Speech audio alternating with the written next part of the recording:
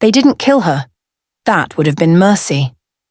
Arithth Vale, daughter of a beta who died defending border law, was exiled on the winter solstice under a sky so cold the stars looked like shattered glass. The Alpha's heir had claimed her in front of the entire pack, his hand on her throat, his scent forced into her skin like a brand. She'd done the unthinkable. She'd said no. The punishment wasn't death. It was erasure. They struck her name from the bloodline scrolls, scrubbed her scent from every border stone with sage and ash, as if she'd been a mistake the forest needed to forget. The elder who delivered her as an infant stood silent as they burned her childhood belongings in the center of the clearing. No one met her eyes. No one spoke her name. By the time they shoved her past the neutral boundary with nothing but a canvas pack and her father's hunting knife, she was already a ghost. The trapper's cabin they left her in was a rotting skeleton of split logs and rusted nails, half buried in snow that hadn't melted in decades. The roof leaked. The windows were boarded with planks that let in wind but no light. The stone fireplace still worked barely, coughing smoke into a sky that didn't care. If you're listening right now, help me prove something wrong. My mother once said I'd never reach 1,000 subscribers. But I believe stories like this, the quiet ones, the forbidden ones, the ones that burn slowly in the dark, deserve to be heard. Subscribe to Midnight Stories and help turn whispered tales into something that can't be ignored. Comment below what time and where you are watching from. Now, let's continue. Arithth learned survival in silence. Chop wood until her hands bled. Ration the dried meat and grain they'd given her. 2 weeks' worth, maybe 3 if she stopped eating every day. Boil snow for water, listen for howls at night, and pray they stayed distant. The cold she could endure. Cold was honest. It numbed fingers and froze breath, but it didn't lie. The loneliness was different. It sat in her chest, like a stone, growing heavier each morning she woke to emptiness. No footsteps, no voices, no scent but her own fading into nothing. She caught herself speaking aloud just to remember what words sounded like. Sometimes she said her own name, Arithth, just to prove she still existed. On the 8th night, she heard it. Faint, fragile, a sound that didn't belong to the wind. A whine. Arithth sat up from her nest of moth-eaten furs, breath fogging in the frozen air. The sound came again, low, pained, desperate. Something alive, something suffering. She should have stayed inside. Neutral land had rules. You didn't interfere. You didn't help. You survived alone or you didn't survive at all. But she was already pulling on her father's coat, fingers numb as she laced her boots. Already stepping into snow that swallowed her to the knees. Already following the sound into the frozen tree line towards something broken and breathing in the dark. The pup was dying in a drift 20 paces past the tree line, small enough that Arithth almost missed him. Black fur matted with frozen blood. One ear torn nearly in half. Back leg twisted at an angle that made her stomach turn. Ribs pressing through skin like the bars of a cage. He should have been whimpering, shaking, begging for help the way dying things do. Instead, he watched her. Violet eyes, wrong, unnatural, too bright against the snow, tracked her approach with a stillness that didn't belong to something half dead. No fear, no desperation, just awareness, sharp and patient, like he'd been waiting for her specifically. Arithth crouched slowly, knife still in her belt. Wolves didn't have violet eyes, didn't look at you like they were weighing your soul. But he was small, broken, alone. She recognized the shape of abandonment because she wore it too. The rule was clear. Neutral land meant isolation. You didn't take in strays, didn't share resources, didn't tie yourself to anything that could make survival harder. But she was already unwrapping the last strip of dried venison from her pack. Already kneeling in the snow, holding it out like an offering. The pup didn't lunge, didn't snap. He dragged himself forward with his front legs, the broken one useless, and took the meat with a gentleness that cracked something in her chest. He ate slowly, deliberately, like he understood what it cost her. "You don't belong here either," Arithth whispered. "Do you?" He didn't respond, but those eyes stayed locked on hers, too knowing, too steady. She named him Kale because it sounded soft and because names mattered when everything else had been taken. Then she gathered him into her arms. He was heavier than he looked, denser, and carried him back through the snow. He didn't struggle, didn't whine, just rested his head against her collarbone and breathed. Inside the cabin, she laid him near the fire on a scrap of fur. His leg needed setting, but she had no splints, no medicine. She gave him water from her own cup, watched him drink like he'd been thirsty for years. That first night, Arithth expected him to sleep. The feeding became ritual. Every morning, Arithth divided her rations, half for her, half for Kyle, and watched him eat with that same unnerving gentleness. He never gulped, never growled over food, just ate what she gave him and waited, those violet eyes fixed on her face like she was the only star in a collapsed sky. She started talking to fill the silence. Small things at first, the weather, the leak in the roof, then deeper truths that she'd swallowed for 8 days alone. "They burned everything," she said one morning, voice cracking. "My mother's shawl, the wooden wolf my father carved when I was 5. They watched it all turn to ash and no one said my name. Not once." Kyle shifted closer, not touching, just present, his weight against the cold. "The Alpha's son put his hand on my throat in front of everyone, said I belonged to him, expected me to bare my neck and accept it." She laughed bitterly. "I told him no. That's all it took. One word and I stopped existing." Kyle's ears flattened. His gaze moved to her throat, like he could still see the bruise. The days blurred into routine, but something was changing. His leg healed in 3 days. Not slowly, painfully, the way bones should mend, but completely, like it had never been broken. The torn ear sealed itself into a thin scar.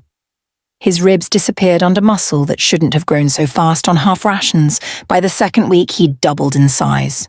Arithth told herself it was youth, good food, recovery. But she'd raised hunting dogs as a child. She knew what normal looked like. This wasn't it. Kyle never marked territory, never howled at the moon, never barked at shadows or chased his tail, or did any of the things young wolves were supposed to do. He moved through the cabin like smoke, silent, deliberate, always aware of where she was. One night, Arithth woke to find him sitting at the window, spine rigid, staring into the forest with an intensity that raised every hair on her arms. "Kyle," she whispered.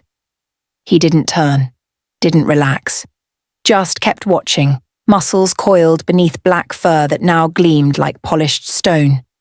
She noticed it then, the shift in how he positioned himself. Always between her and the door, always angled so his body blocked hers from the window. Not hovering, not aggressive. Protecting. Like he knew something she didn't. The next morning she found them. Tracks in the snow, massive paw prints, easily twice the size of Kyle's, pressed deep into the frozen ground. They circled the cabin in a perfect loop.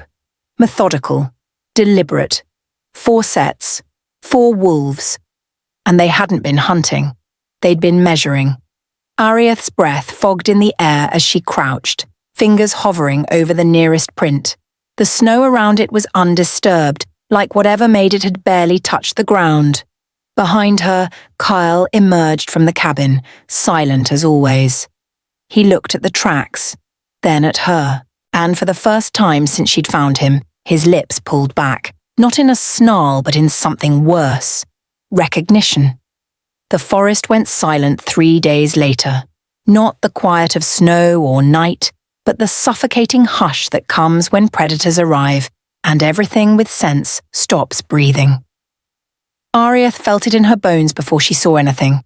Pressure in the air, heavy and deliberate, like the moment before lightning strikes. She was chopping wood when the fog rolled in. It came too fast, too thick, swallowing the tree line in seconds. Unnatural, purposeful. And through it, 4 shadows materialized like smoke given form. Massive black wolves, each one easily 3 times Kyle's size, moved in perfect synchronization. Not the chaotic lope of wild hunters, but tactical precision. Flanking positions, measured steps, eyes that tracked her with cold intelligence. These weren't animals. Arithth's axe slipped from numb fingers. Onyx enforcers. She'd heard stories as a child. Elite guards who served only the oldest bloodlines, wolves who'd been trained to kill alphas, to execute traitors, to erase problems that regular packs couldn't handle. Their black coats weren't just colour. They were marks of dominance so absolute that even alphas submitted in their presence. They'd come for her. Of course they had. An exiled Omega living on neutral land, feeding a stray, breaking isolation protocols. Death would be quick. That was their reputation. Efficient, clean. The lead wolf stepped forward, shoulders rolling with coiled power. His eyes were amber, ancient, fixed on her throat. Arithth forced herself to stand straight. If she was going to die, she'd do it on her feet. But Kyle moved first. He crossed the distance between them in 3 silent strides and planted himself directly in her path, body low, every muscle taut. He didn't snarl, didn't bare teeth, just stood there, small, impossibly outmatched, between her and 4 killers. The onyx wolves stopped. Arithth's heart slammed against her ribs. Kale, no! But something was happening. The lead enforcer's eyes shifted from her to Kale, and his posture changed. Not attacking. Not advancing. Assessing. The 4 wolves exchanged glances, subtle, controlled, a language of micro-movements she couldn't read. Then, as one, their stances shifted. Shoulders dropped, spines curved, and, slowly, deliberately, all 4 massive heads lowered. Not in submission, in recognition. Arithth's breath caught. Wolves like this didn't bow. They didn't acknowledge anything except absolute authority, and even then. Kyle didn't move, didn't relax. Just held his ground, violet eyes locked on the lead enforcer like they were speaking in a frequency she couldn't hear. The fog pressed closer, and behind her, impossibly, she felt Kyle's body begin to shift. The shift was nothing like the stories. No crack of bone, no scream of transformation, just a ripple of shadow, and suddenly Kyle wasn't there anymore. In his place stood a man, tall, bare-chested despite the cold, skin marked with scars that looked like claw marks trying to erase something written beneath. His hair was black as his fur had been, falling past sharp shoulders, and his eyes, still that impossible violet, burned with an authority that made the air itself feel heavy. Arithth stumbled back, breath gone. Vale Kane, the lead enforcer said, voice rough as grinding stone, prime alpha of the Shadow Vale line. Prime alpha. The words hit like a fist. There were only 3 prime bloodlines left in the entire Northern Territories, ancient lines that predated pack law, wolves so dominant they could command entire regions with a single word. And she'd been feeding him her rations like a stray. Vale didn't look at the enforcers. His gaze stayed locked on Arithth, unreadable and intense. Stand down. The 4 wolves sank lower, but not just to him. Their eyes moved between Vale and Arithth, tracking the space where they stood, recognition flickering across lupine faces. Then, as one, all 4 dropped to their bellies, to the bond. No, Arithth whispered. No, that's not. They hunted me for 6 months. Vale's voice was quiet, controlled, but underneath it ran something raw. Rival packs who wanted my bloodline erased. They used nightshade and silver, broke my bones, stripped my ability to shift or speak, left me to die in neutral land where no one would interfere. He took a step toward her. She held her ground. I should have died. Would have if you hadn't found me. His jaw tightened. Your care didn't just heal me. It stabilized something they'd fractured. Dominance doesn't work alone, it needs grounding, balance. You became that without knowing it. I fed you, Arithth said, voice shaking. I gave you food. That doesn't make me... Bond anchor. The term fell between them like a stone. Not mate. Not yet. But your compassion, your choice to help when you had every reason not to. It altered fate. Mine. Yours. Theirs. He gestured to the enforcers.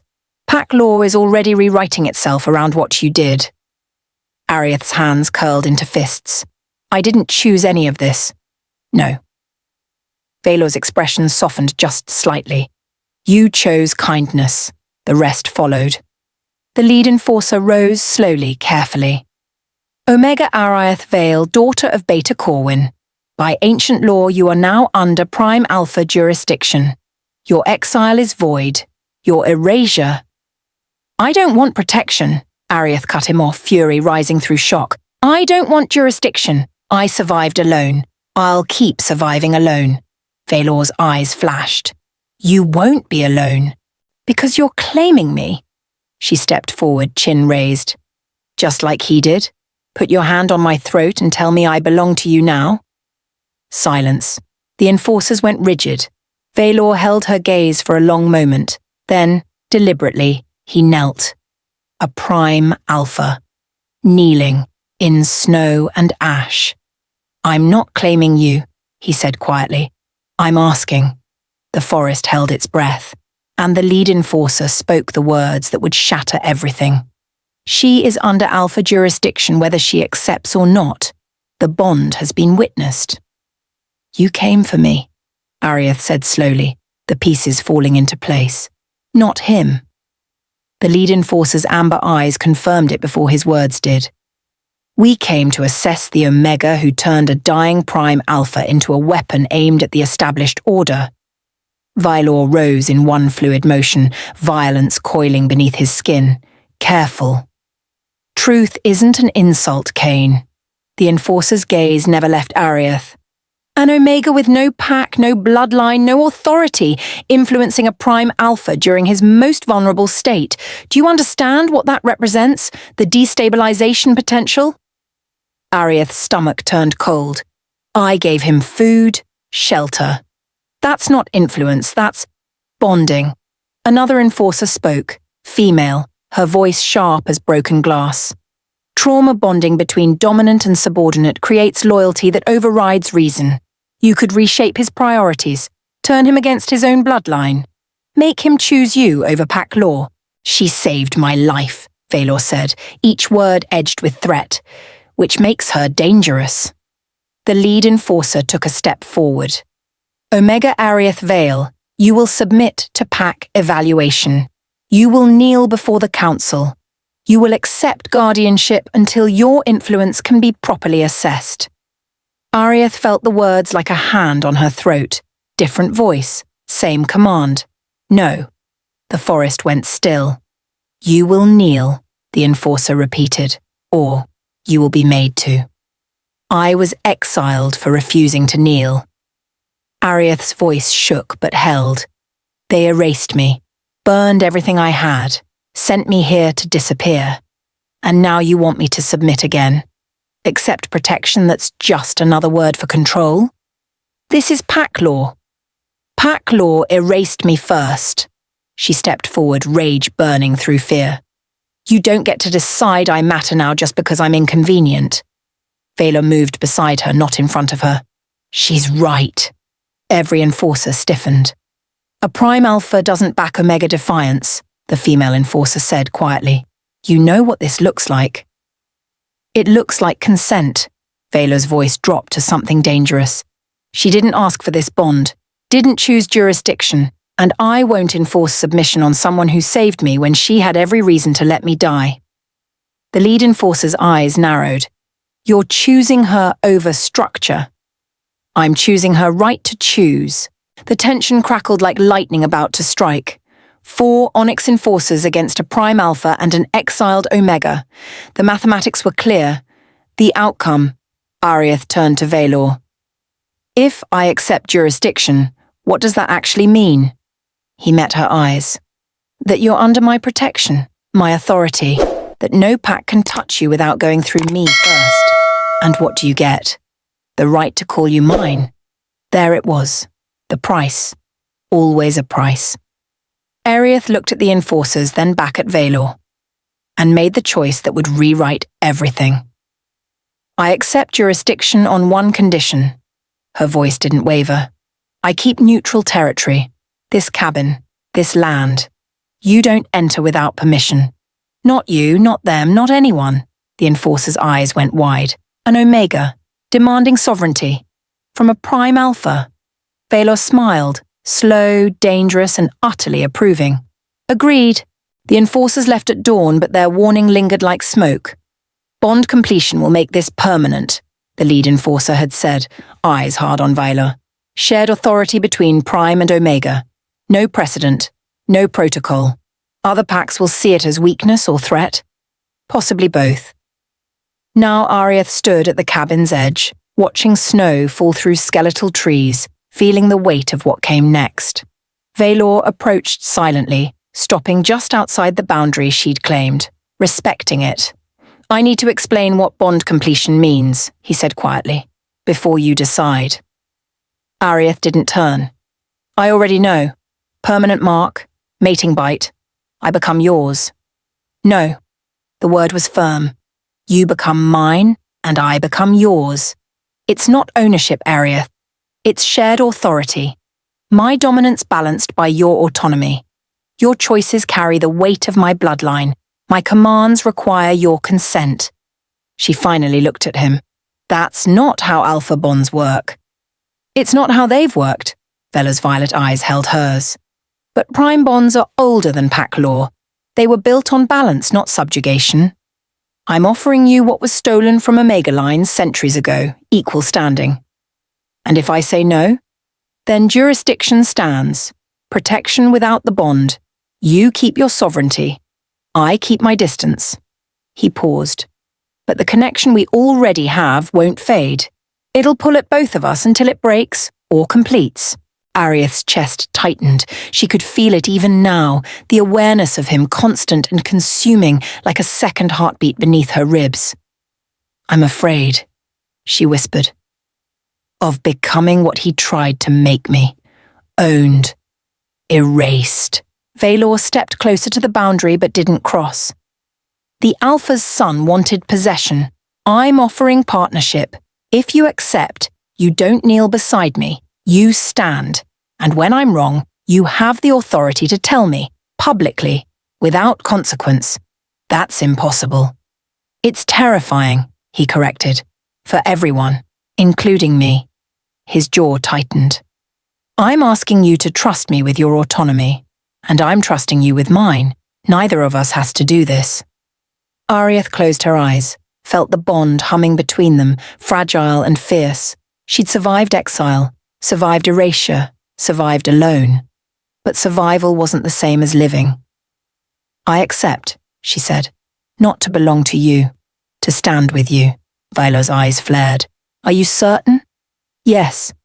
He crossed the boundary with permission and lifted his hand slowly, giving her time to pull away. When she didn't, his palm cupped her jaw with devastating gentleness. This will hurt, he warned. The mark burns while it sets. I know. He leaned in, breath warm against her throat. Last chance, Arithth. Do it. The bite was lightning and wildfire, searing through her veins like molten silver. Arithth gasped, fingers digging into his shoulders as the bond ignited, not between them, but through them, rewriting something fundamental in the marrow. The forest screamed. Howls erupted from every direction, distant packs feeling the shift in power. Trees groaned. The wind changed direction. Territory lines that had stood for generations flickered and reformed, bending around the cabin like water around stone. When Vale pulled back, his eyes were blazing. The mark on her throat glowed faintly before settling into a silver scar. They all felt that, Arithth breathed. Every pack within 3 territories. Vale's voice was rough. They know an Omega just claimed equal authority with a prime alpha. Somewhere in the dark, something howled, not in greeting, in challenge. The Onyx enforcers returned at midday. All four emerged from the tree line in formation, moving with that same tactical precision. But this time, they didn't stop at the cabin's edge. They crossed into neutral territory, Arithth's territory, and their lead wolf shifted mid-stride. The man who stood before her was scarred, grizzled, older than any wolf she'd ever seen. When he dropped to one knee in the snow, the other three followed without hesitation. "Uncharted Luna," he said, voice carrying the weight of centuries. "We acknowledge your authority." Arithth's breath caught. Luna was a title reserved for alpha mates who'd proven themselves in blood and strategy. Uncharted meant there was no precedent for what she'd become. "You came to judge me 2 days ago," she said carefully. "Now you kneel?" "We came to assess a threat." His amber eyes lifted to meet hers. "We found something else, an Omega who demanded sovereignty from a prime alpha and received it, who established boundaries and enforced them, who chose partnership over possession." He paused. "That's not weakness. That's leadership we haven't seen in 3 generations. Vale stood slightly behind her, silent, watching, letting this moment be hers. "I don't want followers," Arithth said. "You already have them." The female enforcer spoke, still kneeling. "The bond's awakening was felt across territories, smaller packs, lone wolves, exiled Omegas. They're already moving toward this boundary, seeking what you represent." Panic fluttered in Arithth's chest. "I didn't ask for this." "No one asks for revolution," the lead enforcer said. "But you started one the moment you fed a dying alpha and refused to submit when power demanded it." Arithth looked at the 4 wolves kneeling before her, enforcers who could kill prime alphas, bowing to an exiled Omega. "If I accept this," she said slowly, "if I become whatever an uncharted Luna is, I have conditions." Vale's lips curved slightly. "Approval. This territory remains neutral ground. No pack warfare crosses these borders. Any wolf, Omega, Beta, Lone can seek sanctuary here without question. And my authority within these boundaries is absolute. Even yours," she added, glancing at Vale. The enforcers exchanged looks. The lead one nodded. "Agreed." "Vale?" Arithth turned to face him fully. "Do you submit to this?" The forest held its breath. A prime alpha didn't submit, didn't acknowledge limits to their dominance. Doing so in front of witnesses would ripple through every pack structure like a fracture through ice. Vale held her gaze for a long moment, then, deliberately, he lowered his head. Not a full kneel, but an unmistakable bow of respect. "Within your territory, your word is law," he said quietly. "Even over mine." The enforcers rose slowly, something like awe flickering across weathered faces. "This is why we kneel," the female enforcer said softly. "Not because you demanded it, because you built something worth protecting." Leadership through empathy, Arithth realized. They weren't following her strength, they were following her choice to wield power without crushing those beneath it. The lead enforcer's expression shifted. "But you should know, the Blood Moon Pack felt the bond. Their alpha is already calling it an insult to traditional hierarchy." "Let him call it whatever he wants," Arithth said. "He's marked your border." The words hung in the frozen air. Vale's eyes flashed violet fire. "When?" "This morning. 20 wolves. A direct challenge." Arithth's hand found the mark on her throat, still warm. "Then I suppose we answer it." Dawn broke over neutral territory like a blade through silk. Arithth stood on the cabin porch, watching light bleed through trees that no longer felt like a prison. The forest had changed. Or maybe she had. The silence wasn't suffocating anymore. It was expectant, waiting to see what she'd build in the space where she'd almost disappeared. Behind her, Vale emerged from the cabin, moving with that liquid grace that still surprised her. He didn't crowd her space. just stood close enough that she could feel his presence, like a second warmth against the cold. "The Blood Moon Alpha is waiting for a response," he said quietly. "I could end this before nightfall. Show him what happens when you challenge a prime bloodline." "With violence?" "With dominance." Vale's jaw tightened. "It's the only language some packs understand." Arithth turned to face him. "And what would that teach the wolves already gathering at our borders?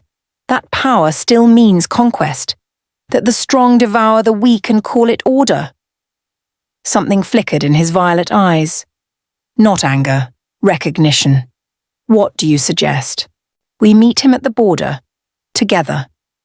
Arithth's hand drifted to the mark on her throat. "We show him that strength can choose restraint.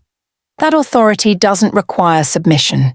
If he still wants war after that, then we give him war," Vale finished. "But we offer peace first." "Is that weakness to you?" He studied her for a long moment. "A month ago, I would have said yes. Now?" He reached out slowly, giving her time to pull away, and traced the silver scar with careful fingers. "Now I think you're teaching me what strength actually looks like." Arithth closed her eyes, felt the bond humming between them, fierce and chosen.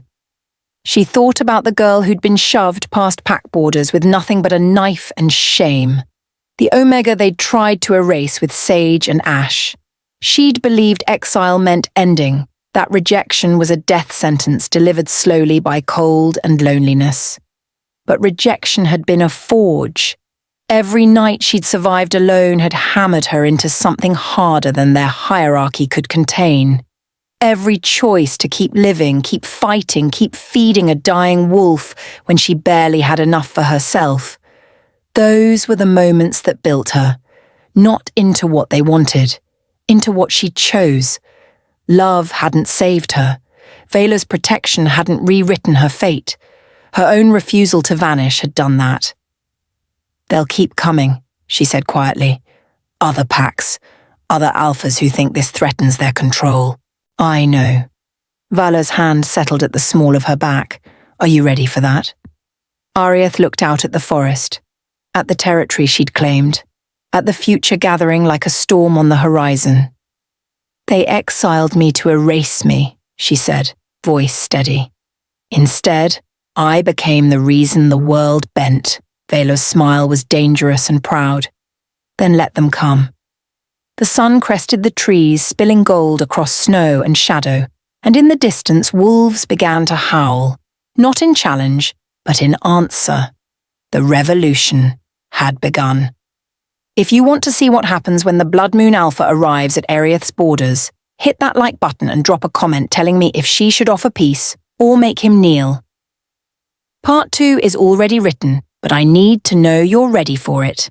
Subscribe so you don't miss what happens when an uncharted Luna faces her first real test of power.